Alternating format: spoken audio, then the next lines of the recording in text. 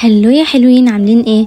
النهارده هنعمل مع بعض دبابيس الفراخ المشويه في الفرن بتتبيله خطيره والطعم بيشهي. لونها ذهبي وريحتها تجنن، والطريقه سهله جدا ومش محتاجه مجهود، هتطلع طريه ومستويه. يلا بينا نشوف الخطوات مع بعض. اول حاجه هنبدا فيها وهي تتبيله الدبابيس. هنعمل فتحات في الدبابيس زي ما انتوا شايفين عشان التتبيلة توصل لكل مكان.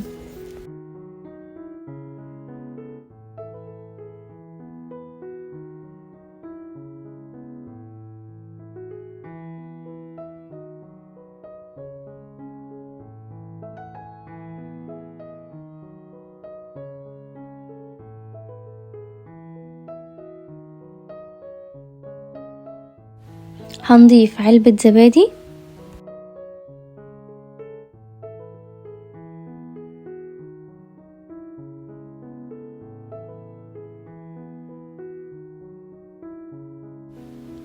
التوابل، معلقة صغيرة بابريكا، معلقة صغيرة كاري، معلقة صغيرة فلفل اسود، معلقة صغيرة ماجي فوري، معلقة صغيرة السبع بهارات، نص معلقة صغيرة توم باودر، ونص معلقة صغيرة ملح. وسر التتبيلة اللي بيودي الفراخ في حتة تانية وهي دبس الرمان، هنضيف معلقة كبيرة.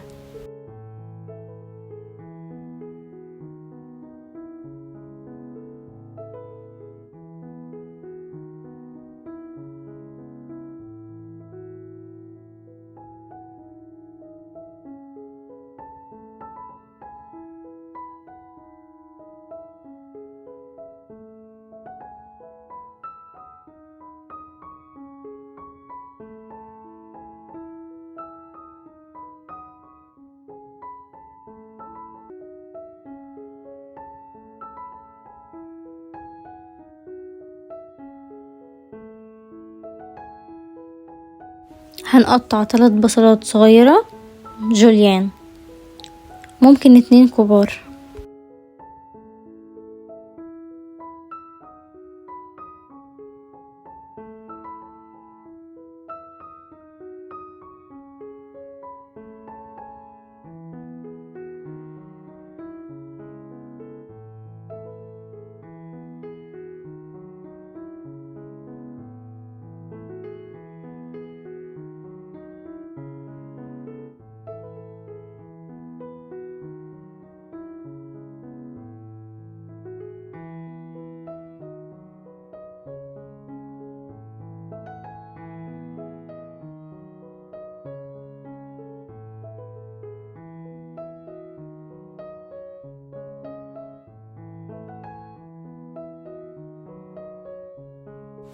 هنضيف على البصل التوابل، معلقة صغيرة بابريكا مدخنة،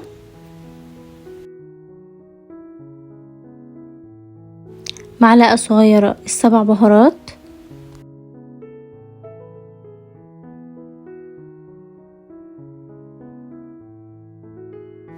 معلقة صغيرة فلفل اسود،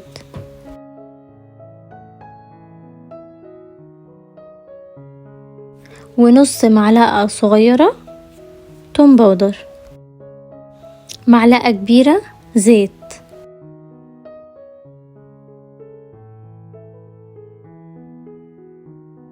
وهنمكس ده كله مع بعض.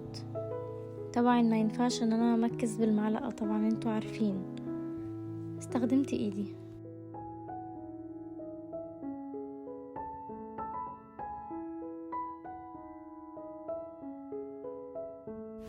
بعد ما الدبابيس خدت ساعتين في التتبيلة هننزل بيها على البصل.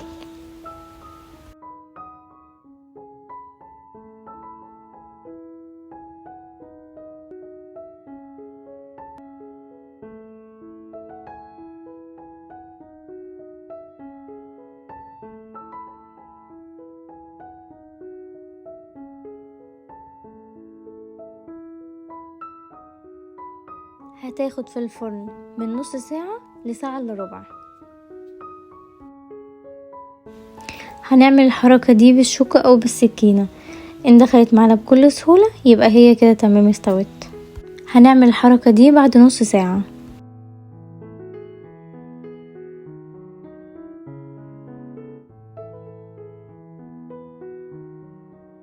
يا سلام على الريحة والطعم، مش طبيعية، والبصل بيوديها في حتة تانية. الحركة دي لازم نعملها عشان الفراخ تبقى معانا جوسي.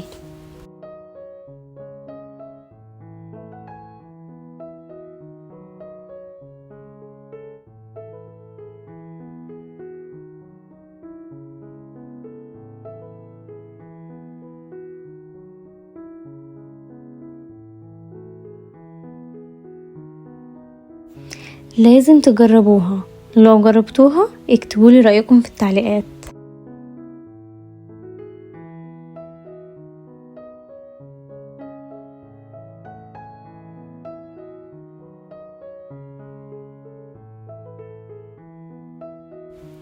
شايفين الفراخ ازاي دايبة وطرية، طعمها جنان.